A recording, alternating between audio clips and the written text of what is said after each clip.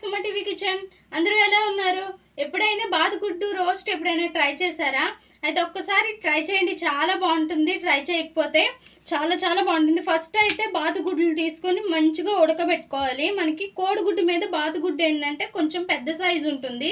And ఇందులో white part అనేది తక్కువ ఉంటుంది, ఎల్లో పార్ట్ అనేది ఎక్కువ ఉంటుంది. వీటిని ఇంకా మనకి నచ్చిన విధంగా కట్ చేసుకోవాలి. నేను ఇంకా ఇట్లాంటి కటర్ ఒకటి తీసుకున్నాను, ఎగ్ కటరు తీసుకొని నేను ఈ షేప్లో అయితే కట్ చేసుకుంటున్నాను.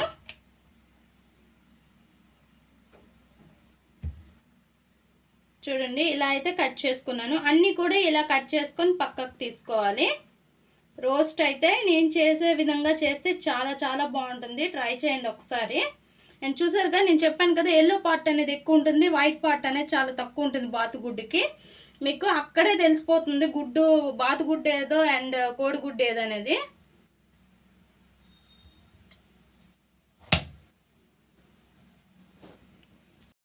ఇలా కట్ చేసుకున్న ఎగ్స్ని పక్కకు తీసుకోవాలి. ఇప్పుడు స్టవ్ పైన రెడీగా ఒక ప్యాన్ పెట్టేసుకోండి. ప్యాన్ పెట్టేసుకొని ఇందులోకి పల్లీలు తీసుకోవాలి. ఫస్ట్ కొద్దిగా పల్లీలు అండ్ ధనియాలు, నల్ల మిరియాలు తీసుకొని ఫ్రై చేసుకోవాలి. ఫస్ట్ అయితే ఇవి కొద్దిగా ఫ్రై అవ్వనిచ్చి మనం మిగతావి ఎండుమిర్చి అండ్ జీలకర్ర, కరివేపాకు, కసూరి మేతి, పుట్నాల పప్పు ఇవన్నీ కూడా ఫ్రై చేసుకొని లాస్ట్లో తీసుకోవాలి. తీసుకొని పొడిగా చేసుకోవాలి. వీటిలోనే ఇంకా మిగతావన్నీ కూడా వేసేసి ఫ్రై చేసుకొని పక్కకు తీసి చల్లారనిచ్చి మనం వీటిని పొడిగా కొట్టేసుకోవాలి. చూసారుగా ఫ్రెండ్స్, ఇలా పొడిగా కొట్టేసుకొని ఉంచుకోవాలి రెడీగా. ఇప్పుడు స్టవ్ పైన ఒక ప్యాన్ పెట్టేసుకొని ఆయిల్ వేసుకోవాలి. 3 టేబుల్ స్పూన్స్ ఆయిల్ వేసుకొని ఇందులోనే కొద్దిగా పసుపు అనేది వేసుకోవాలి.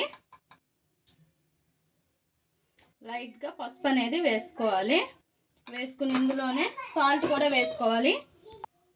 ఇందులోనే ఇంకా ఉప్పు కూడా వేసుకోవాలి తగినంత. ఇప్పుడే వేసుకోవాలి, లేదు తర్వాత చాలేదు అనుకుంటే మనం కొంచెం వేసుకోవచ్చు. ఇంకా ఇందులోనే లైట్గా కారం వేసుకోవాలి. ఎందుకంటే మనం ఆల్రెడీ ఎండుమిర్చి వేసాం కాబట్టి సరిపడే వాళ్ళు వేసుకోవసరం లేదు. అండ్ వేసుకునే వాళ్ళు మరి కొద్దిగా వేసుకోవచ్చు లైట్గా. ఆ కారాలన్నీ కూడా మాడక ముందునే మనము ఈ ఎగ్స్ ముక్కలు చేసుకున్నాం కదా, ఇవి వేసేసేయాలి.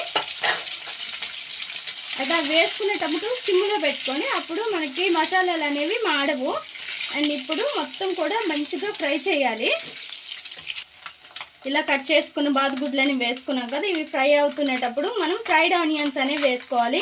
ఎక్కువ శాతం మనకి ఇలా రోస్ట్కి ఆనియన్స్ అనేవి వేయరు, కానీ ఇలా ఫ్రై చేసుకున్న ఆనియన్స్ వేసుకుంటే ఈ బాతుగుడ్లో ఎక్సలెంట్గా ఉంటుంది.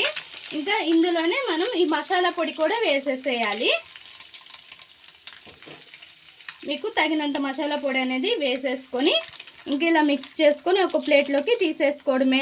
మన బాతుగుడ్డు రోస్ట్ రెడీ అయిపోయినట్లే. అండ్ చాలా చాలా బాగుంటుంది, ఒక్కసారి ట్రై చేయండి.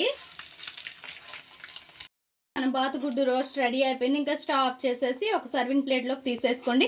చాలా చాలా బాగుంటుంది. అండ్ మనము రసం చేసుకునేటప్పుడు ఇలా రోస్ట్ చేసుకుంటే ఎక్సలెంట్గా ఉంటుంది బాతుగుడ్డుతో. అండ్ చాలా చాలా బాగుంటుంది. అండ్ పోషక విలువలు కూడా చాలా ఎక్కువ బాతుగుడ్డులో. అండ్ కొంతమంది ఏంటంటే దీనికి స్మెల్ వస్తుందని తినరు. అదేం కాదు, మరి అంతలానే స్మెల్ రాదు, లైట్గానే ఉంటుంది. మొత్తం కూడా ఇలా తీసేసుకొని సర్వింగ్ ప్లేట్లోకి ఇంకొక ప్లేట్ మీద పెట్టేసుకోవడమే. ఇంకా దీనిపైన కొత్తిమీర అవి ఇవి చల్లుకుంటే చల్లేసుకోవచ్చు. మా ఈ వీడియో మీకు నచ్చినట్లయితే లైక్ చేయండి, షేర్ చేయండి, మా ఛానల్ని సబ్స్క్రైబ్ చేసుకోండి. పక్కనే ఉన్న బెల్ సింబల్ క్లిక్ చేయండి. Please friends, like, share, subscribe more video.